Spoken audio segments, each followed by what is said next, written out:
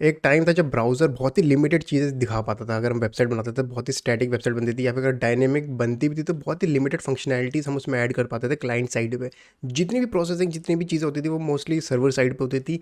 लेकिन एक अब ऐसा टाइम है जिस टाइम पे हम कितनी भी कॉम्प्लेक्स प्रोजेक्ट हो, कितनी कॉम्प्लेक्स एप्लीकेशन हम ब्राउज़र के अंदर उसको रन कर पाते हैं, उसको चला पाते हैं, हम उसको डेवलप कर पाते हैं। चाहे कितना भी कॉम्प्लेक्स प्रोजेक्ट हो, चाहे फेसबुक हो, चाहे उबर हो, चाहे आपका खुद का जोमेटो ही हो, चाहे कितना भी कॉम्प्लेक्स प्रोजेक्ट हो, इन सारी चीज़ों का ब्राउज़र पे या फिर मोबाइल ऐप एक्सेस कर पाते हो विदाउट एन इशू। इस चीज़ से हमें पता चलता है कि हमारे ब्राउज़र्स, हमारी टेक्नोलॉजी कितनी एडवांस हो चुकी है।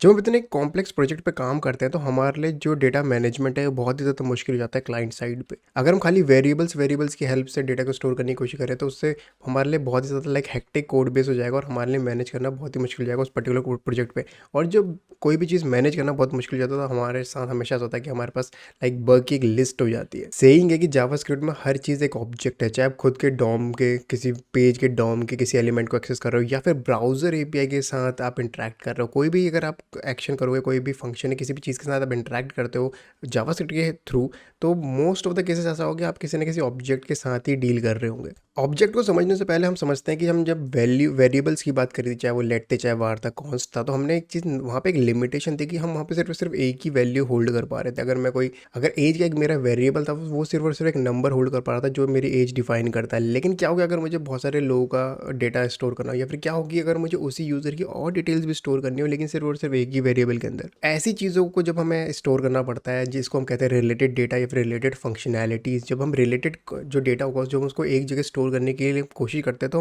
हम इसमें यूज़ करते हैं ऑब्जेक्ट। अगर आप में से कोई भी टेक्निकल बैकग्राउंड का और किसी ने अगर ऑब्जेक्ट ओरिएंटेड प्रोग्रामिंग का नाम सुना है तो वो सिर्फ और सिर्फ इस ऑब्जेक्ट के अराउंड ही रिवॉल्व करती है। यानी कि ये एक मेन सेंटर पॉइंट है जहाँ से सारी की सारी चीज़ समझ में आती है, या फिर जहाँ पे पूरी ऑब्जेक्ट ओरिएंटेड का जो बेस है, जो कोर है। अब जो ऑब्जेक्ट है उसको दूसरे तरीके से समझने की कोशिश करते हैं। अब रियल लाइफ एग्जाम्पल से देखते हैं जब एक ऑब्जेक्ट रियल लाइफ में कैसा होगा। आपके रियल लाइफ में जितनी भी चीज़ें आपके आसपास है, चाहे आपका फ़ोन है, चाहे आपका लैपटॉप, चाहे आपका कंप्यूटर है, चाहे आपके लाइक कीबोर्ड, माउस, टीवी, कोई भी लाइक कार है, बाइक है, ये सारी की सारी चीज़ें ऑब्जेक्ट है। नाउ जो जावास्क्रिप्ट का ऑब्जेक्ट है वो उसके पास दो चीज़ें जो वो रख सकता है अपने पास, या फिर आप कह सकते हो कि ये दो चीज़ें एक ऑब्जेक्ट के पास हो सकती है, या तो प्रॉपर्टीज़ और मेथड्स। नाउ प्रॉपर्टीज़ क्या होता है?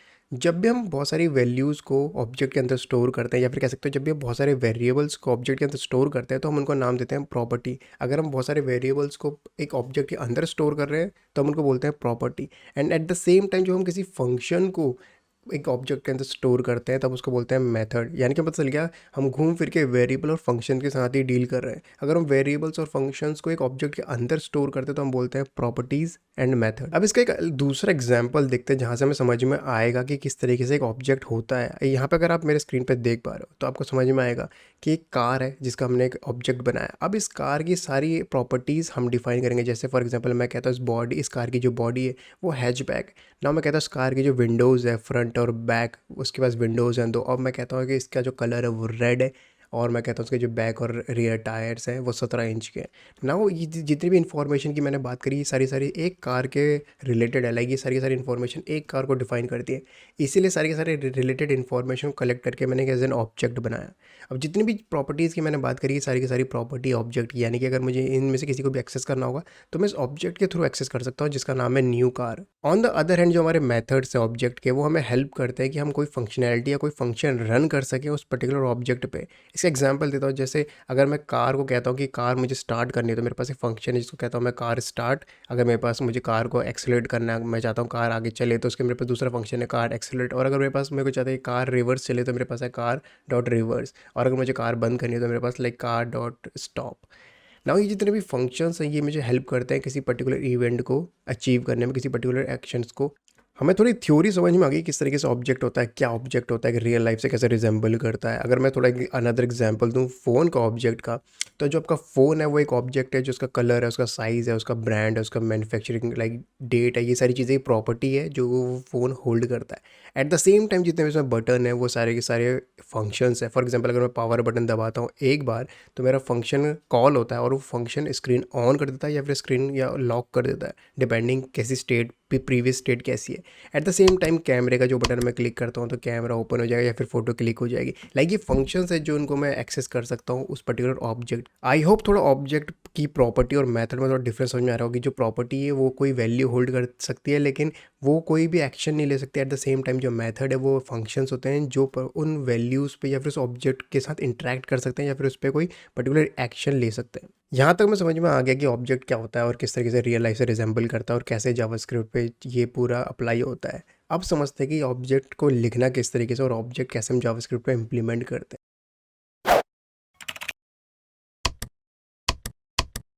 एक ऑब्जेक्ट को लिखना इतना ही सिंपल है जितना सिंपल एक वेरिएबल को लिखना है। यानी कि अगर आपको वेरिएबल डिफाइन करना आता है तो आपको ऑब्जेक्ट डिफाइन करना भी बहुत ही इजीली आ जाएगा। बहुत ही सिंपल है। ऑब्जेक्ट को डिफाइन करने के लिए बहुत ही सिंपल सिंटैक्स है। आप उसको वार लिख सकते हो, लेट यूज़ कर सकते हो, कॉन्स्ट यूज़ कर सकते हो, डिपेंडिंग कैसी सिचुएशन है, कैसा सिनेरियो है, कौन सा प्रीफर करते हो।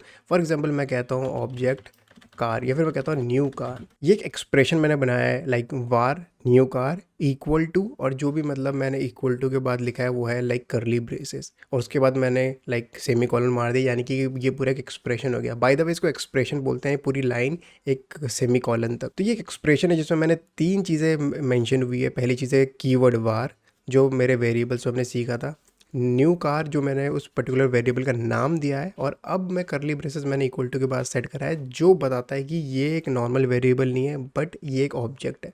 जब भी हम किसी ऑब्जेक्ट को जावास्क्रिप्ट में सेव करना होता है तो हम करली ब्रेसेस यूज़ करते हैं, और जो भी हमारी डेटा होगा वो सिर्फ सिर्फ इस करली ब्रेसेस के अंदर आएगा। इसको कहते हैं इनकैप्सुलेशन, कि जितना भी हमारा जो डेटा है वो हमने एक प्रॉपर स्ट्रक्चर कर रखा है, इनकैप्सुलेट कर रखा है विद इन लाइक करली ब्रेसेस। अब ना जितनी भी प्रॉपर्टीज़ हमें स्टोर करनी पड़ेगी तो बहुत ही सिंपल की एंड वैल्यू का कॉन्सेप्ट है जो मैंने लास्ट वीडियो में बताया था। अब हमारे पास 2 चीज़ें की और वैल्यू। की कॉलन वैल्यू, सिर्फ इस पूरे फॉर्मेट को हमें फॉलो करना है। इसको मैं एक बार एग्जाम्पल में दिखाता हूँ। की वैल्यू एंड देन कॉमा। ना कितनी भी वैल्यूज़ मैं एक ऑब्जेक्ट में डाल सकता हूँ, कितने भी मेथड्स में ऑब्जेक्ट में डाल सकता हूँ। बहुत ही सिंपल मैं एक रेप्लिकेट करता हूँ जो मैंने आपको वीडियो में दिखाया कार वाली में।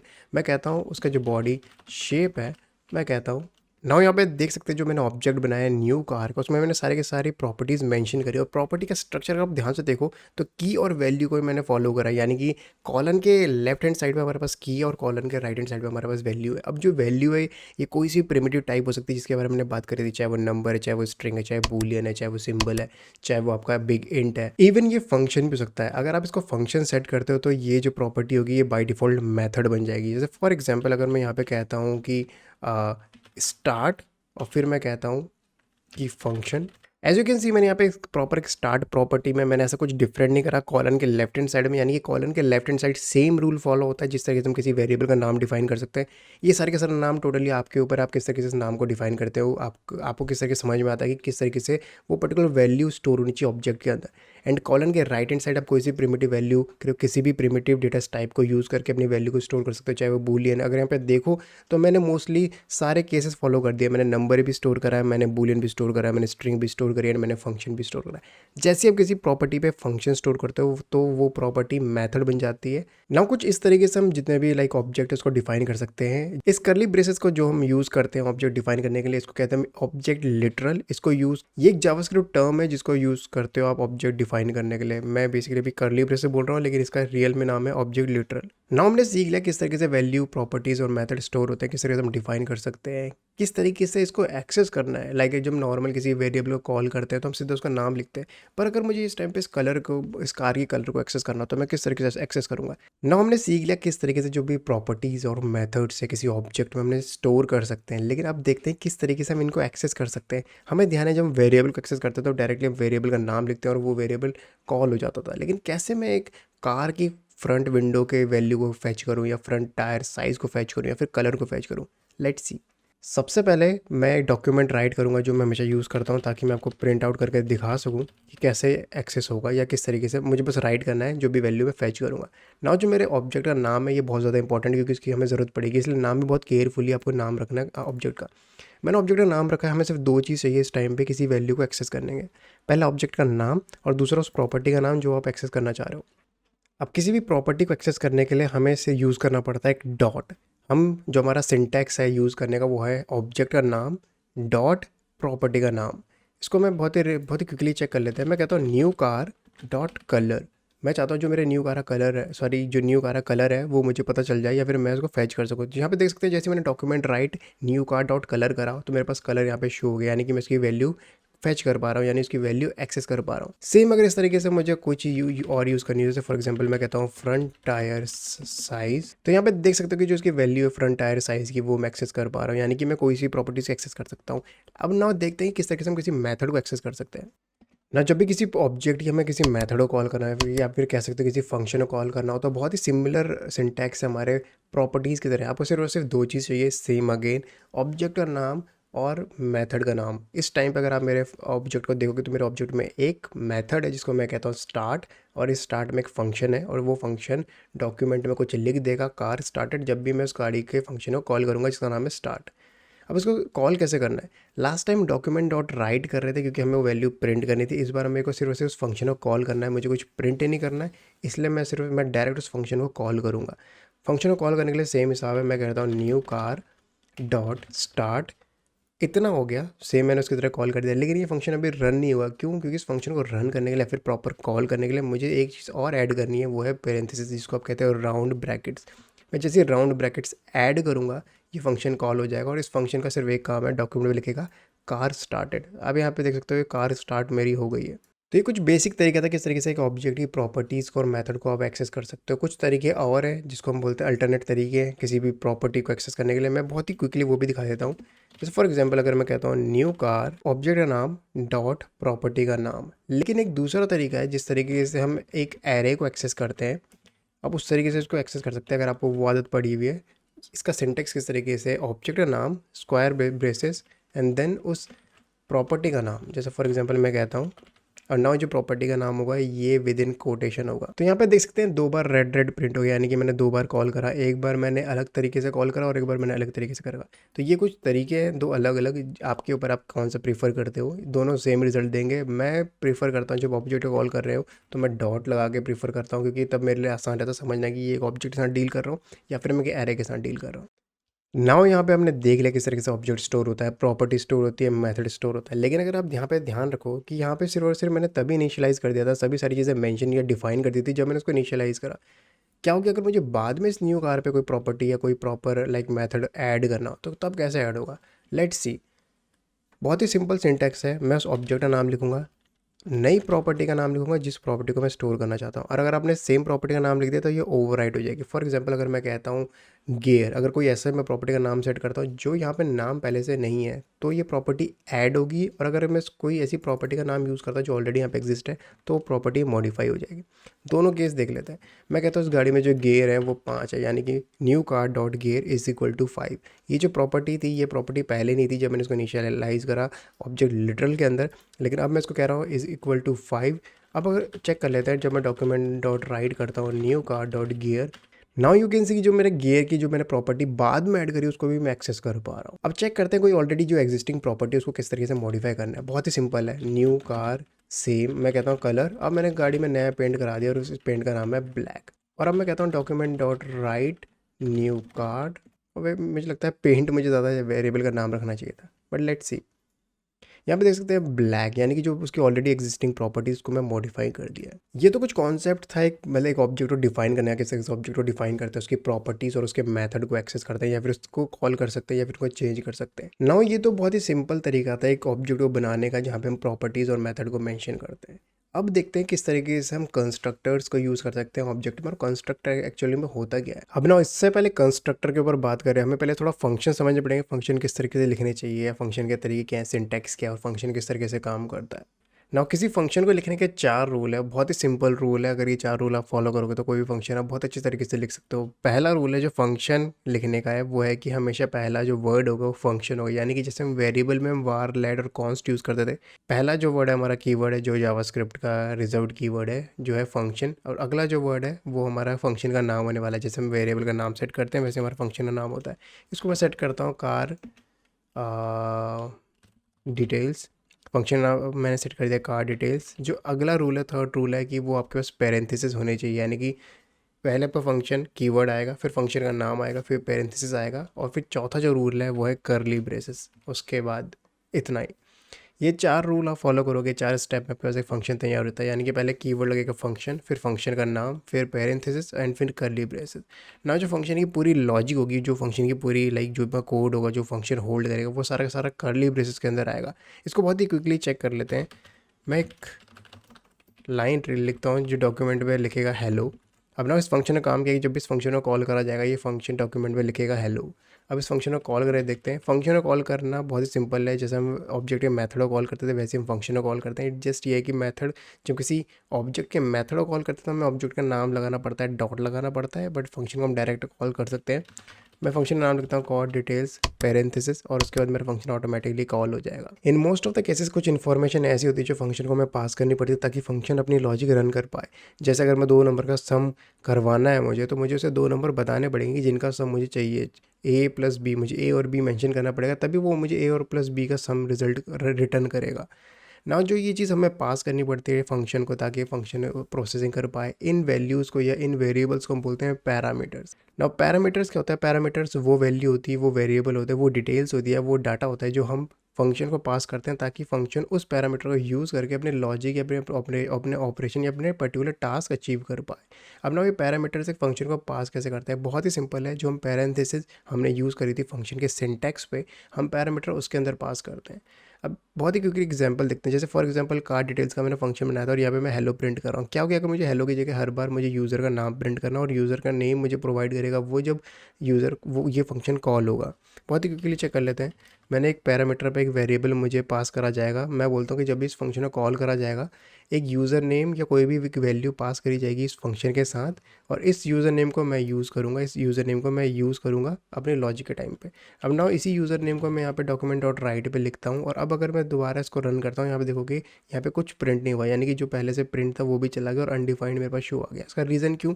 यानी कि जब मैंने उस फंक्शन की स्टेटमेंट बताई, जब मैंने फंक्शन को डिक्लेयर करा, तब मैंने उसे बताया कि तुझे हमेशा एक नाम मुझे तुझे मिलेगा जो तुझे प्रिंट करना है। लेकिन जब मैंने उसको बुलाया, जब मैंने उसको कॉल करा, तब मैंने उसको कोई नाम दिया ही नहीं, इसीलिए अनडिफाइंड मेंशन हुआ।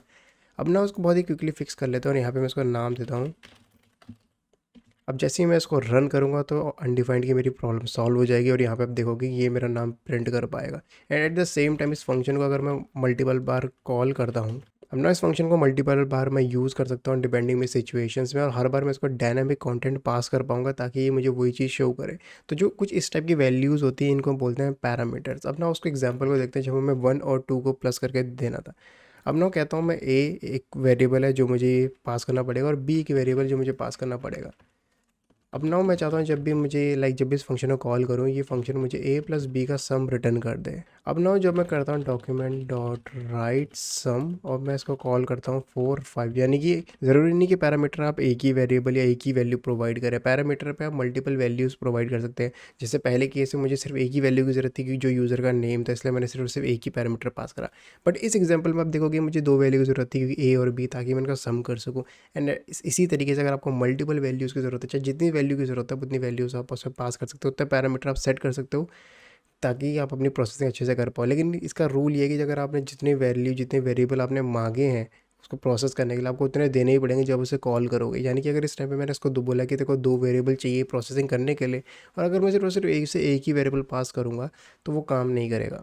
तो ये तो कुछ बेसिक इंस्ट्रक्शन था कि किस तरीके से फंक्शन लिखते हैं। अब देखते हैं कि कंस्ट्रक्टर की हेल्प से कैसे हम एक ऑब्जेक्ट बनाते हैं। उसका सेम रूल है, पहले हम फंक्शन बनाएंगे। इसका नाम मैंने ऑब्जेक्ट फंक्शन दे दिया, और इसके पैरामीटर मैंने पास कर दिए फर्स्ट नेम, लास्ट नेम मैं पैरामीटर पास कर रहा हूँ, एज, और अब मैंने कर्ली ब्रेसेस ऑन करी, यानी कि सारी सारी लॉजिक मैं यही लिखने वाला हूँ। मैं करूँगा this first name is equal to first. Now इस फंक्शन की हेल्प से मैंने एक कंस्ट्रक्टर बनाया ऑब्जेक्ट का, और इसको मैं यूज़ कर सकता हूँ। इसको बहुत ही क्विकली देख लेते हैं इसको कैसे हम यूज़ करेंगे। As an object var user, और मैं कहता हूँ न्यू ऑब्जेक्ट, और मुझे यहाँ पे 3 वैल्यू प्रोवाइड करनी पड़ेंगी क्योंकि मैंने 3 पैरामीटर पास करे हैं। पहला बोलता हूँ मैं मुकेश। अब ना अगर मैं डॉक्यूमेंट डॉट राइट करता हूँ यूज़र डॉट फर्स्ट नेम, ना ये दिस कीवर्ड है बहुत ही ज़्यादा डिस्ट्रैक्टिंग है। ये बहुत ही ज़्यादा कंफ्यूज करता है बहुत सारे लोगों की दिस कीवर्ड करता क्या है। अब देखो इस तरीके से समझो, जब ये ऑब्जेक्ट फंक्शन है, जब मैं इसको डिफाइन कर रहा हूँ, जब मैं इसकी स्टेटमेंट कर रहा हूँ, इसकी लॉजिक लिख रहा हूँ, तो इस टाइम पे इस फंक्शन का कोई नाम नहीं है, क्योंकि जब ये फंक्शन डिफाइन होगा, जब इस फंक्शन का कोई ऑब्जेक्ट बनेगा, जैसे हमने यहाँ पे एक ऑब्जेक्ट बनाया तभी एक्चुअल में लाइक इनिशियलाइज हो रहा है, तभी इसमें कोई प्रॉपर्टीज़ वैल्यूज़ डल रही हैं, लेकिन इस टाइम पे ये सिर्फ और सिर्फ एक लाइक इसकी डिक्लेरेशन हो रही है ना। जब दिस स्टेटमेंट यूज़ कर रहे हैं, ये बताए यहाँ पे हम बताने की कोशिश कर रहे हैं जावास्क्रिप्ट को कि हम जो बात कर रहे हैं उस ऑब्जेक्ट फंक्शन की और उस ऑब्जेक्ट की बात करें। यानी कि जब भी कोई ऑब्जेक्ट फंक्शन को कॉल करेगा, तब जो ऑब्जेक्ट हम बना रहे हैं, रिटर्न कर रहे हैं, उसमें 3 अलग-अलग पैरामीटर्स या प्रॉपर्टीज़ कह सकते हो, 3 अलग-अलग प्रॉपर्टीज़ बनानी है और उन 3 प्रॉपर्टीज़ पे ये नाम स्टोर करना है या ये वैल्यू स्टोर करनी है, ताकि जब भी वो ऑब्जेक्ट क्रिएट हो, जैसे हमने यहाँ पे ऑब्जेक्ट क्रिएट करा यूज़र नाम का, तो उसके पास बाय डिफ़ॉल्ट 3 प्रॉपर्टीज़ आ जाएँ जिनमें ये 3 वैल्यू स्टोर हो, ताकि उसे एक्सेस हम बाद में कर सकें। जो दिस कीवर्ड है, इसके मीनिंग बदलते रहते हैं डिपेंडिंग आप इसको कहाँ पे यूज़ कर रहे हो। अगर इसको फंक्शन में यूज़ करोगे तो ये अलग तरीके से बिहेव करता है, इसकी स्टेटमेंट अलग हो जाती है। अगर इसको आप ग्लोबल यूज़ करते हो तो अलग तरीके से बिहेव करता है। अगर इसको मेथड के अंदर यूज़ करते हो तो अलग तरीके से बिहेव करता है। तो ये इस पे प्रॉपर एक वीडियो में भी बाद में हम एक प्रॉपर टॉपिक पे कवर करें इस पे अच्छे से कि किस तरीके से दिस कीवर्ड को यूज़ करना चाहिए, किस तरीके से बिहेव करता है और कहाँ कहाँ पे इसका यूज़ करना ज़्यादा अच्छा रहता है। नाउ एक अप्रोच हमने सीख दी जिसमें हम ऑब्जेक्ट लिटरल करके बनाते हैं, जिस तरीके से यहाँ पे यूज़र टू मैंने क्रिएट किया, और एक हमारे पास अप्रोच है जिसमें मैंने ऑब्जेक्ट फंक्शन करके एक प्रॉपर एक कंस्ट्रक्टर की हेल्प से एक फंक्शन बनाया है, जिसकी हेल्प से मैंने यूज़र बनाया है। अब इन दोनों में डिफरेंस क्या और कहाँ पे किस तरीके से यूज़ करना है। अब यहाँ पे देखो, जैसे यूज़र टू है, ये बहुत अच्छी अप्रोच है, लेकिन ये सिर्फ और सिर्फ तभी तक है जब तक मेरे को सिर्फ एक ऑब्जेक्ट चाहिए। क्या हो गया अगर मुझे एक ही तरीके के टाइप के बहुत सारे ऑब्जेक्ट चाहिए, यानी कि मुझे बहुत सारे यूज़र चाहिए, लेकिन उन सारे के सारे यूज़र में ये 3 प्रॉपर्टी होनी चाहिए। अब अगर उस तरीके से देखा जाए तो मुझे ये इस तरीके से लिखने पड़ेंगे। अब ना देखो, मुझे हर एक यूज़र को डिफ़ाइन करने के लिए 4 लाइन लग रही हैं, और हो सकता है कि जब मैं किसी को डिफ़ाइन कर रहा हूँ तो हो सकता है मेरे से गलती से कोई मिस हो जाए, और ये चीज़ मुझे रियलाइज़ नहीं हुई जब तक ये उस पर्टिकुलर ऑब्जेक्ट को मैं कॉल ना करूँ। ऐसी सिचुएशन में जब हमें सेम टाइप के बहुत सारे ऑब्जेक्ट्स बनाने पड़ते हैं तो हम यूज़ करते हैं प्रोटोटाइप, या फिर हम कहते हैं ब्लूप्रिंट। अब ना ब्लूप्रिंट क्या है कि मैंने यहाँ पे एक फंक्शन बना दिया ऑब्जेक्ट फंक्शन नाम से, और मैंने इस पर 3 पैरामीटर सेट कर दिए हैं दिस कीवर्ड की हेल्प से। और जब भी मुझे इस प्रॉपर्टीज़ लाइक इस टाइप के फंक्शन ऑब्जेक्ट बनाने होंगे तो मैं बहुत ईजिली बना सकता हूँ इसको डायरेक्ट कॉल करके न्यू कीवर्ड की हेल्प से। नाउ जब हम ब्लूप्रिंट्स को यूज़ करते हैं, कंस्ट्रक्टर को यूज़ करते हैं किसी ऑब्जेक्ट को बनाने के लिए, तो हमारे लिए बहुत ज़्यादा आसान हो जाता है सेम टाइप के ऑब्जेक्ट्स को बनाना। इसमें क्या होता है कि जो हमारे चांसेस होते हैं कि हम कोई गलती करें या हम कोई पैरामीटर भूल जाए या कोई पर्टिकुलर प्रॉपर्टी भूल जाए, उसके चांसेस बहुत कम हो जाते हैं और हमारा कोड बहुत ज़्यादा क्लीन लगता है। यानी कि एक बार मैंने एक ब्लूप्रिंट बनाया और यहाँ पर मैं सिर्फ एक लाइन पर ही मैं पूरा का पूरा नया ऑब्जेक्ट इसके जैसा बना पा रहा हूँ। अब ना किसी भी ऑब्जेक्ट की जितनी भी प्रॉपर्टीज़ होती है, हर प्रॉपर्टी के पास अपने मेटा डेटा होता है। ये मेटा डेटा यूज़ कर सकते हो आप डिफ़ाइन करने के लिए कि उस पर्टिकुलर प्रॉपर्टी पे कौन कौन से एक्शन अलाउड है, या फिर वो प्रॉपर्टी राइटेबल है या नहीं है। ये बेसिकली सिर्फ और सिर्फ 3 ही प्रॉपर्टी है, और बहुत ही रेयर केस में आप इनको यूज़ करोगे, लेकिन फिर भी डिफ़ाइन करना बनता है। तो हर ऑब्जेक्ट के पास 3 मेटा डेटा है, हर प्रॉपर्टी के पास 3 मेटा डेटा रहेगा, और ये जो 3 मेटा डेटा है, ये है, एक है हमारे पास राइटेबल, एक है हमारे कॉन्फ़िगरेबल, और एक है हमारा इन्यूमरेबल। जो इन्यूमरेबल है हमारे पास, ये बहुत ही सिंपल है, और जो राइटेबल है ये तो नाम से पता चल रहा है, और एक कॉन्फ़िग। अब ना ऑब्जेक्ट की 3 अलग-अलग प्रॉपर्टीज़ मैंने मेंशन करी है, नेम है, ईमेल है, लोकेशन है, और हर प्रॉपर्टी के पास हमारे पास 3 अलग-अलग मेटा डेटा है जो हम उस पर अप्लाई कर सकते हैं। जैसे फॉर एग्जांपल अब इस टाइम पे मैं दिखाता हूँ किस तरीके से। पहला हमारे पास है, पहले हम राइटेबल से शुरू करते हैं। पहला हमारे पास है राइटेबल, यानी कि कोई भी प्रॉपर्टी अगर मुझे रीड ओनली करना हो तो मुझे उसको राइटेबल को फॉल्स करना पड़ेगा, ताकि मैं बता सकूँ जावास्क्रिप्ट को कि ये पर्टिकुलर ऑब्जेक्ट की इस प्रॉपर्टी को रीराइट नहीं कर सकता, ये सिर्फ और सिर्फ रीड ओनली है। इसको देख लेते हैं किस तरीके से। फॉर एग्जांपल अगर मैं इस टाइम पे कहता हूँ object data dot name is equal to, मैं कहता हूँ, पर अब अगर मैं कहता हूँ डॉक्यूमेंट डॉट नाउ, आप ये देख सकते हो कि जो मैंने ऑब्जेक्ट डेटा का जो नेम प्रॉपर्टी उसको मैंने मॉडिफाई करा, उसको लाइक उसको चेंज करा, और उसके जो मैंने डॉक्यूमेंट टाइप राइट कर रहा हूँ तो वो चेंज मुझे दिख रहा है कि चेंज मेरा इंप्लीमेंट हुआ है। मैं चाहता हूँ कि इसके नाम को कोई चेंज ना कर पाए, ये रीड ओनली बन जाए। अपना जो ऑब्जेक्ट होता है उसके पास खुद के बहुत सारे मेथड्स होते हैं, जिन मेथड को यूज़ करके वो बहुत सारी प्रॉपर्टीज़ को ऐड कर सकता है, या फिर सेट कर सकता है, कॉन्फ़िगर कर सकता है, या फिर नए एलिमेंट ऐड कर सकता है, या फिर एलिमेंट को डिलीट कर सकता है, जो भी इसके प्रॉपर्टीज़ है उनको डिलीट कर सकता है। अब देखते हैं कि किस तरीके से हम इस पर्टिकुलर ऑब्जेक्ट के किसी भी प्रॉपर्टी को रीड ओनली कैसे करते हैं। अब ना किसी भी प्रॉपर्टी को अगर आपको रीड ओनली करना है या फिर उस पर राइटेबल का मेटा डेटा अप्लाई करना है, तो उसके लिए बहुत ही सिंपल है, पर एक सिंटैक्स हमें फॉलो करना पड़ेगा। और ये सिंटैक्स का लिखने का तरीका है, पहले हम लिखेंगे ऑब्जेक्ट ओ कैपिटल, और ये ऑब्जेक्ट ही लिखना है। ये वो ऑब्जेक्ट नहीं है जो आपने नाम सेट कर रखा है, ये ऑब्जेक्ट ही लिखा जाएगा। यानी कि ये जावास्क्रिप्ट का इनबिल्ड ऑब्जेक्ट है जिसको हम यूज़ करेंगे, और उसका एक मेथड का नाम है डिफाइन प्रॉपर्टी। नाउ ये एक जावास्क्रिप्ट का इनबिल्ट ऑब्जेक्ट है, इसका नाम ऑब्जेक्ट ही है और ओ कैपिटल है इसका, और इसकी प्रॉपर्टी हम यूज़ करेंगे डिफाइन प्रॉपर्टी, जिसकी हेल्प से हम अपने ऑब्जेक्ट डेटा जो हमारा ऑब्जेक्ट है उसकी प्रॉपर्टी को रीड ओनली करेंगे। करने का तरीका क्या है, और इसको करने से पहले हम पहले यहाँ पे देख लेते हैं कि क्या अभी मैं इस मोमेंट में क्या मतलब मैं उसके नाम को मॉडिफाई कर पा रहा हूँ। अगर इस टाइम में मैं इसको कहता हूँ हेलो और फिर अगर मैं प्रिंट करता हूँ तो यहाँ पे देख सकोगे कि ये हेलो प्रिंट हो रहा है, यानी कि मैं इसको रीराइट कर पा रहा हूँ, मैं इसको चेंज कर पा रहा हूँ, एक बार वो असाइन हो गया। और अब इस प्रॉपर्टी को हम राइटेबल करते हैं, फॉल्स सेट करते हैं। तो इसका पहला जो रूल है, लाइक ऑब्जेक्ट डॉट डिफाइन जो प्रॉपर्टी मेथड है, इसके अंदर 3 पैरामीटर चलने हैं। पहला पैरामीटर इसमें क्या जानना है, पहली वैल्यू जिसमें डलेगी वो उस ऑब्जेक्ट का नाम है जिस ऑब्जेक्ट पे हमें वो रूल अप्लाई करना है, यानी कि हमारे पास ऑब्जेक्ट डेटा है। दूसरी जो वैल्यू प्रो डालनी है हमें इस पैरामीटर इसमें पास करना पड़ेगा, वो है उस प्रॉपर्टी का नाम जिस प्रॉपर्टी में मुझे उसे रूल अप्लाई करना है। जैसे मेरे केस में मैं नेम प्रॉपर्टी जिसमें मैं रूल अप्लाई करने वाला हूँ। और जो तीसरा है वो है मेरे पास करली ब्रेसेस है, मतलब मुझे एक ऑब्जेक्ट पास करना पड़ेगा और उस ऑब्जेक्ट के अंदर मुझे मेंशन करना पड़ेगा कि मुझे कौन सा मेटा डेटा है, कौन सा मेटा अप्लाई करना है। मुझे इसके मेरे केस पे इस पर्टिकुलर नेम केस में मैं इसको रीड ओनली बनाना चाहता हूँ, यानी कि जो मेरा ऑब्जेक्ट डेटा है उसके नेम को कोई मॉडिफाई नहीं कर सके, सिर्फ और सिर्फ कोई यूज़र को रीड कर सके। तो मैं राइटेबल करके करता हूँ फॉल्स, अब बाई डिफ़ॉल्ट ये ट्रू होता है, अब मैं इसको करता हूँ फॉल्स।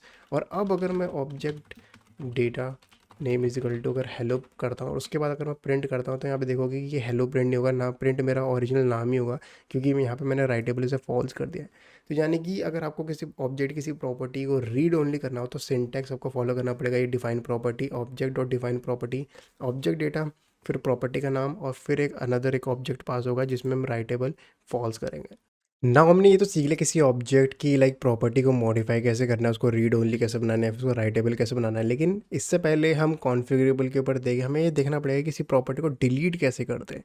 ना प्रॉपर्टी को डिलीट करना बहुत ज़्यादा इंटरेस्टिंग है। अगर मुझे किसी प्रॉपर्टी को डिलीट करना है, फॉर एग्जाम्पल मेरे को नेम डिलीट करना है इस ऑब्जेक्ट डेटा का, तो बहुत ही सिंपल सिंटैक्स है, मुझे लिखना है डिलीट ऑब्जेक्ट का नाम डॉट और फिर उसके बाद उस प्रॉपर्टी का नाम।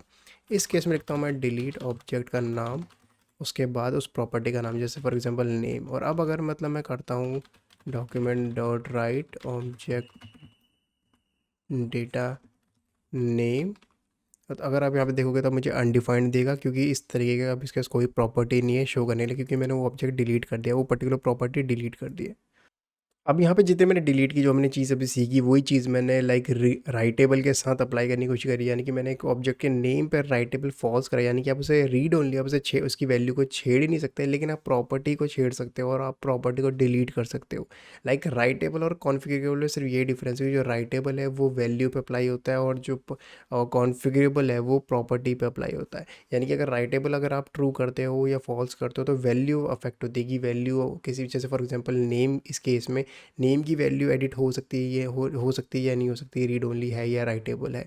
बट अगर मैं करता हूँ कॉन्फ़िगरेबल तो उस केस में क्या होता है कि जो मेरी प्रॉपर्टी है उस पर वो अफेक्ट होगी, कि वो प्रॉपर्टी डिलीट हो सकती है नहीं हो सकती, या फिर मॉडिफाई हो सकती है नहीं हो सकती है। बहुत जल्दी क्विकली चेक कर देते हैं। अब अगर मैं राइटेबल की जगह कर देता हूँ कॉन्फ़िगरेबल और अगर मैं इसको कर देता हूँ फॉल्स, और उसके बाद अगर मैं यहाँ पर डिलीट करने की कोशिश कर रहा हूँ उस प्रॉपर्टी को, तो यहाँ पे देखोगे वो प्रॉपर्टी डिलीट नहीं होगी और मेरे पास नाम शो हो रहा है, यानी कि वो प्रॉपर्टी डिलीट वाला जो मेरी लाइन है वो काम नहीं करी, क्योंकि मेरे पास वो एक्सेस नहीं है कि मैं उसको डिलीट कर सकूँ। नाउ हमने समझ लिया कि राइटेबल क्या है, कॉन्फ़िगरेबल क्या है, लेकिन इन्यूमरेबल क्या है ये समझना बहुत ज़्यादा इंटरेस्टिंग है। ये बहुत ही इंटरेस्टिंग है, इसको समझने के लिए हमें लूप समझना पड़ेगा। अब लूप इस टाइम के लिए इग्नोर कर देना, बस मैं सिंटैक्स लिख के दिखा रहा हूँ। बेसिकली मैं कुछ कोड लिखूंगा जिसकी हेल्प से मैं हर प्रॉपर्टी को प्रिंट कर सकूँ, कौन कौन सी प्रॉपर्टी मतलब ऑब्जेक्ट के अंदर है। जैसे फॉर एग्जांपल इस ऑब्जेक्ट के अंदर 3 प्रॉपर्टी है, मैं तीनों का नाम प्रिंट करना चाहता हूँ कि प्रॉपर्टी का नाम के जैसे नेम, ईमेल, लोकेशन, सबको 1 बाय 1 प्रिंट करने के लिए या एक्सेस करने के लिए मैं एक लूप चलाऊँगा जो हर वैल्यू को 1 बाय 1 रीड करके प्रिंट करेगा। इस पर प्रॉपर एक वीडियो आने वाली लूप पे, इसीलिए मैं इसको ज़्यादा अच्छे से एक्सप्लेन नहीं करूँगा। अब नाउ मैं कहता हूँ document dot right x, now एक लूप है जो चलेगा और हर वैल्यू को प्रिंट आउट करेगा। यहाँ पे देखो सकते हो कि मतलब 3 वैल्यू प्रिंट हुई है, नेम, ईमेल, लोकेशन, यानी कि 3 मेरे पास अलग अलग इंडेक्स आए हैं, मैं 3 प्रॉपर्टीज़ को एक्सेस कर पाया हूँ लूप की हेल्प से, यानी कि लूप के अंदर मैं तीनों प्रॉपर्टी को एक्सेस कर पाया हूँ। नाउ बहुत बार ऐसा होता है कि कोई प्रॉपर्टी हम ऐड करते हैं, जैसे लूप में इस टाइम पे चला रहा हूँ, तो आप यहाँ पे देख सकते हैं कि तीनों मेरी प्रॉपर्टी शो हुई है, नेम शो हुआ है, ईमेल शो हुआ है, लोकेशन शो हुआ है, यानी कि जो मैं फॉर लूप में उसे चला रहा हूँ तीनों प्रॉपर्टी को मैं एक्सेस कर पा रहा हूँ। अब एक प्रॉपर्टी में बाय डिफ़ॉल्ट एक ऐसे ऐड कर लेता हूँ डिफाइन प्रॉपर्टी की हेल्प से। मैं कहता हूँ ऑब्जेक्ट टाइप, मैं कहता हूँ एज मैं कहता हूँ वैल्यू और 28। नाउ मैंने एक ऑब्जेक्ट में प्रॉपर्टी डिफाइन करी है, उसका नाम है एज। अब यहाँ पे देखोगे कि मैंने एक प्रॉपर्टी ऐड करी, यानी कि 3 पहले से थी, मैंने एक प्रॉपर्टी ऐड करी है। फिर भी जब मैं लूप चला रहा हूँ इसकी प्रॉपर्टी 1 बाई 1 रीड करके प्रिंट कर रहा हूँ, तो मेरे को यहाँ पे एज शो नहीं हो रहा है। क्या इसका मतलब ये है कि जो एज है वो कभी वो स्टोर हो ही नहीं पाया? इसको चेक कर लेते हैं। मैं एक डॉक्यूमेंट डॉट राइट अलग से लिखता हूँ और यहाँ पे मैं लिखता हूँ ऑब्जेक्ट डेटा, और मैं यहाँ पे लिखता हूँ डॉट एज, यानी कि उस वैल्यू को एक्सेस करने की कोशिश करते हैं। अगर ये वैल्यू प्रिंट आउट होगी, यानी कि वैल्यू एग्जिस्ट करती है। मैंने वैल्यू की एक्सेस करने की कोशिश करी, मैंने राइट करा, और यहाँ पे आप देख सकते हैं कि वैल्यू जो मेरी है, मतलब जो मेरी एज है वो प्रिंट हुई, यानी कि वैल्यू एग्जिस्ट करती है उस ऑब्जेक्ट के अंदर, वो वैल्यू है। लेकिन मेरे फॉर लूप के अंदर प्रिंट आउट नहीं हुई, यानी कि फॉर लूप के अंदर जो लिस्ट आती है सारे प्रॉपर्टीज, उसके अंदर वो इंक्लूड नहीं है। नाउ इसको एक चीज़ और चेंज कर लेते हैं, इसको करते हैं एक ऑब्जेक्ट जो हमारा जावास्क्रिप्ट का इनबिल्ट ऑब्जेक्ट है, इसकी एक प्रॉपर्टी है जिसका नाम है कीज़। और इसमें अगर मैं सेम ऑब्जेक्ट पास कर देता हूँ, तो ये सेम वही चीज़ करेगा जो चीज़ अभी हम फॉर लूप से करते हैं, यानी कि वो सारी की सारी प्रॉपर्टीज़ को शो कर देगा जो जो उसमें एग्जिस्ट करती है। ओह सॉरी, मुझे डॉक्यूमेंट डॉट राइट के अंदर डालना पड़ेगा। यहाँ पे देख सकते हैं कि सेम मतलब वही चीज़ मेरी ऑब्जेक्ट जितनी सारी की सारी की थी प्रेजेंट है वो शो हो गई, लेकिन यहाँ पे देखो अभी भी एज शो नहीं हो रही है। उसका रीज़न क्या है? यही चीज़ है जो इनमरेबल है, वो सॉरी स्पेलिंग कराता है, इनमरेबल है। वो यही चीज़ है कि लाइक हर प्रॉपर्टी की एक सेटिंग है, इनमरेबल नाम से वो सेट है, वो बाय डिफ़ॉल्ट ट्रू होती है अगर आप इस तरीके से ऑब्जेक्ट को डिफाइन करते हो ऑब्जेक्ट लिटरल के अंदर। लेकिन जब आप डिफाइन प्रॉपर्टी करके कोई ऑब्जेक्ट की डिफाइन कोई प्रॉपर्टी ऐड करते हो, तो बाय डिफ़ॉल्ट उसका इनमरेबल फॉल्स होता है। यानी कि इन्यूमरेबल एक्चुअल में है क्या? इन्यूमरेबल मतलब वो जो प्रॉपर्टी जिस पे इन्यूमरेबल फॉल्स है, यानी कि वो फॉर लूप के अंदर या किसी भी लूप के अंदर वो प्रॉपर्टी आपको काउंट नहीं होगी। यानी कि अगर किसी एलिमेंट में 10, किसी ऑब्जेक्ट में 10 प्रॉपर्टी है और 2 प्रॉपर्टी अगर उसमें इन्यूमरेबल है, तो जब लूप चलेगा तो सिर्फ और सिर्फ 8 प्रॉपर्टी पे ही चलेगा, 2 प्रॉपर्टी पे नहीं चलेगा। तो मुझे इसको ट्रू करना पड़ेगा, और जैसे मैं इसको ट्रू करता हूँ, और अब यहाँ पे देखोगे कि मैं सेम अपनी ऑब्जेक्ट डॉट कीज़ के राइट कर रहा हूँ, तो यहाँ पे आपको देखने को मिलेगा जो ओके, यहाँ पे आपको देखने को मिलेगा कि जो मेरा इन्यूमरेबल है वो अब ट्रू हो चुका है, और जिसकी वजह से मेरा ऑब्जेक्ट अब पूरे के पूरे एज को भी काउंट करेगा विद इन लाइक जो उसकी प्रॉपर्टीज़ है। तो जावास्क्रिप्ट ऑब्जेक्ट में मुझे लगता है इतना ही हमें कवर करना चाहिए इस पर्टिकुलर वीडियो में। मैं नहीं चाहता ज़्यादा कंफ्यूज कर दूं मैं आप लोगों को। आई होप आपको ये वीडियो पसंद आएगी। Do let me in the comment section. ये वीडियो जावास्क्रिप्ट कोर्स की प्लेलिस्ट की एक सिंगल एपिसोड है, 4th एपिसोड है। तो अगर आपने पिछले 3 नहीं देखे तो please make sure to watch those as well, आपको बहुत ज़्यादा मज़ा आने वाला है। एंड अगर आप नए हो तो please make sure to subscribe to the channel, because I am going to post more and more awesome content just like this one. और अगर कोई क्वेरी है तो please let me know in the comment section, as well as you can contact me on Instagram. And with that being said, I will see you in the next video.